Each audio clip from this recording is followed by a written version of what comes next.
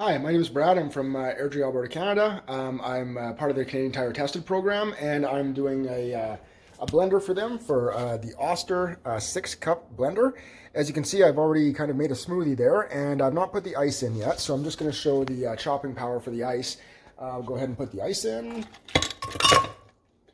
and I'll go down here to power, and I'll turn power on. You can see different selections: smoothie, food chop, different textures. I really like this feature with the textures here, so we'll go smoothie. Make sure to put the lid back on. And then we've selected medium, and then away we're going to go.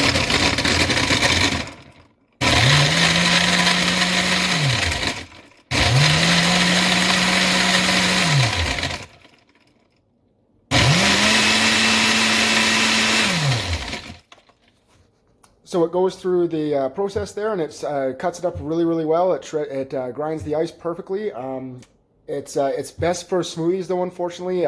Anything else, vegetables, berries, it came out kind of chunky. So we found out the best thing this was for smoothies. Hi, so back again. I was reviewing the Oster smoothie or blender there.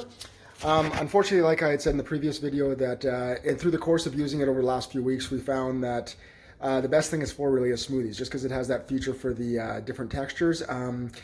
Like other products, like with the Ninja out there and the Instapot blender, we felt this really didn't have kind of the power that that kind of stuff had. So no, I would not actually recommend this for to a friend. I'd give it a 3 out of 5 star rating. And again, if you're going to spend that kind of money just for, or if you're going to buy it just for smoothies, there's other products out there. So I would not recommend this product.